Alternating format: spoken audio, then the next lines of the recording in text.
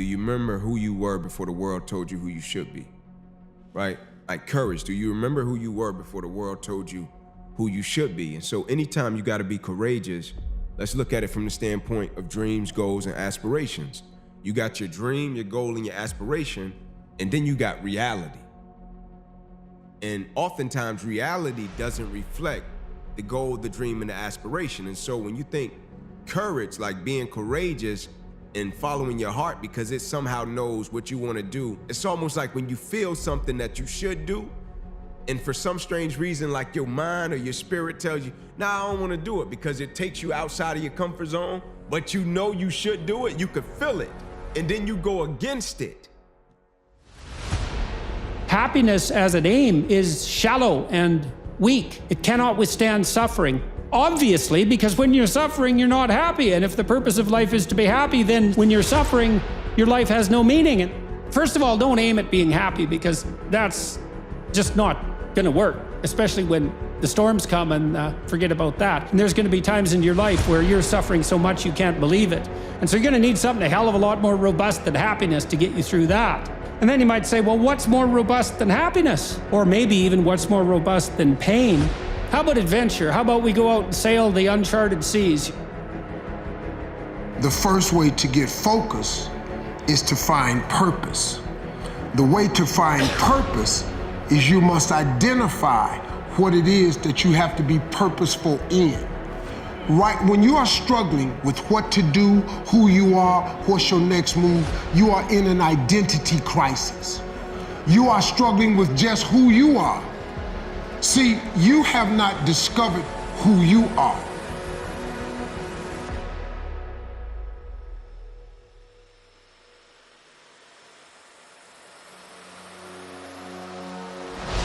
The plan gonna happen.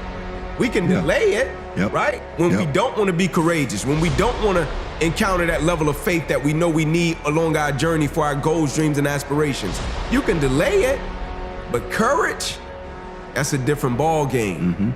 That's pressing forward in the face of opposition, adversity, uncertainty. Different ball game, but the question remains, do you remember who you were before the world told you who you should be? That's the essence of courage to me. Turn the page. And just because you had some bad chapters doesn't mean your story can't end well. Turn the page. What is your wake-up call? What is enslaving you? What is controlling your thoughts? Is it the television set? Feeding your mind images of what life should be? Is it the internet drawing you in and controlling your time? Or is it weakness? A lack of discipline that prevents you from accomplishing what you want to accomplish?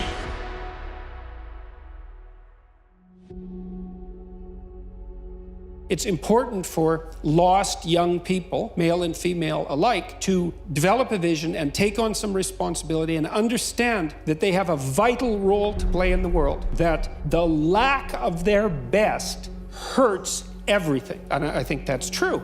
And the sad thing is that there's very many people who have not heard an encouraging word in their life. And it takes so little to encourage them that it's rather tragic. You have to discover who you are in order to move you forward. If no one ever gave you the directions, when you get up in the morning, you go get in the car or you walk out your door, you have a destination in mind. If you go outside with no destination, what do? You wander around. Once you don't have a destination, you are going to wander around. You cannot get in your car without a destination. Where do you drive? So you are in an identity crisis.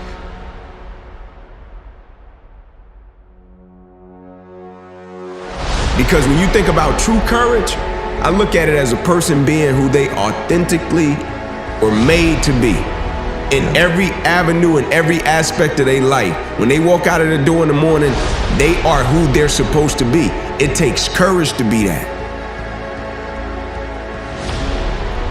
I'm not saying that there aren't things in life that we just have to do.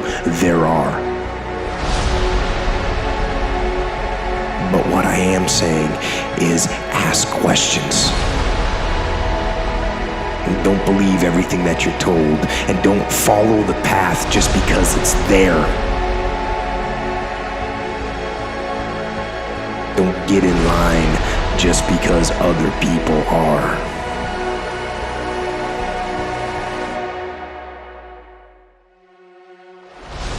Those times when you get up early and you work hard, those times when you stay up late and you work hard, those times when you don't feel like working, you're too tired, you don't want to push yourself, but you do it anyway. That is actually the dream. That's the dream. It's not the destination, it's the journey. Here's what you should know about winning before you chase it. Winning's not loyal to you. It doesn't care about you. Winning doesn't care how sore you are. Winning doesn't care how much sleep you get. Winning doesn't care how hard you work at times. Winning requires all of you and then more, and it promises you nothing. It's a mastermind at creating fear and doubt in your mind. It causes setback after setback. So the question is about winning. Are you willing to sprint when the distance is unknown?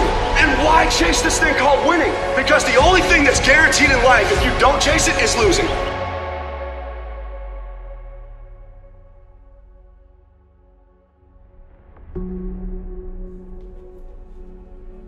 You have only one life, so don't waste it being controlled by someone else.